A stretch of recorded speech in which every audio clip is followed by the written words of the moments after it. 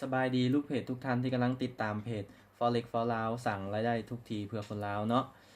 คอยแม่นตัวแทนแอดมินเพจเนาะเมื่อนี้เฮาสิมาให้คำแนะนำลูกเพจทุกท่านเนาะที่กำลังสนใจเทรด Forex และกำลังศึกษาความรู้จากเพจของเฮาเนาะแม่นวิดีโอที่เห็นอยู่ในขณะนี้เนาะแม่นเป็นบัญชีแท้ของแอดมินเอง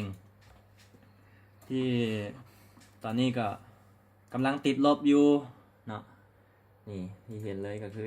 มี2ล็อตนี้กำลังติดลบล็อตที่1ก็ติดลบล็อตที่2ก็ติดลบบัดที่นี้เนาะแอดมินได้รับคำถามมาจากหลายท่านแล้วก็มีหลายท่านขอคำแนะนำมาว่าเฮ็ดแนวใดเนาะเวลาเทรดกระเทรดได้น้อยผัดเสียหลายก็เสียแล้วก็เสียติดต่อกันน้ำทั้งเฮาก็อยากแนะนำทุกท่านเนาะที่กำลังเทรดอยู่ก็อยากบอกว่าให้ใจเย็นๆเนาะอย่าตกใจเนาะให้ยึดมั่นเสื้อทางที่เฮาได้ศึกษาแล้วเรียนรู้แล้วก็คันว่าเฮาสิไปตกใจหลายกับมันหลายเนี่ยเดี๋ยวเฮาสิกลายเป็นว่าใจบ่นิ่งแล้วเฮาก็มีแต่เสียกับเสียเนาะอันนี้ที่เห็นเนาะนี่วางนึงนี่เนาะเดี๋ยวอันนี้คือล็อตที่แอดมินกำลังเปิดอยู่เนาะ2ล็อตนี้ก็คือว่าติดลบแล้วก็แอดมินจะให้เบิ่งอีกเทื่ออันนี้เป็นยอดบัญชีรวมที่ล็อตที่ปิดไปแล้วเนาะมีเงินรวมทั้งหมดนี่ก็$571กว่าเนาะนี่ก็เลยวันนี้ก็อยากสิมาเว้ามาให้คำแนะนำเกี่ยวกับเรื่องนี้แหละว่าคณะที่ออเดอร์มันกำลังติดลบอยู่นี่เนาะเขาเอิ้นว่าไอ้ดาวเนาะแต่ว่าให้ทุกคนน่ะรอจนกว่าราคาสิเป็นบวกเนาะบ่ต้องไป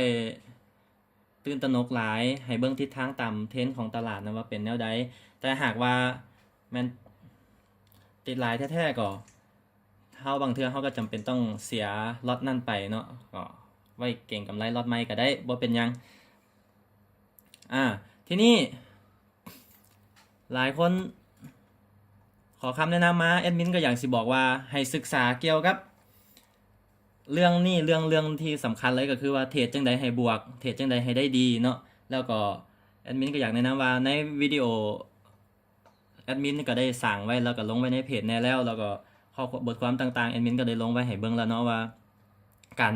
เทรดที่ดีกับเทรดให้ได้บวกเป็นแนวใดแน่เนาะแล้วก็เรื่องการตั้ง TP SL จังซี่เนาะอยากให้ทุกคนได้ศึกษาแล้วก็ตั้งใจศึกษาแล้วก็ให้เชื่อมั่นในแนวทางที่เฮาคิดว่าแม่นแล้วเนาะอย่าไปใจร้อนรนหลาย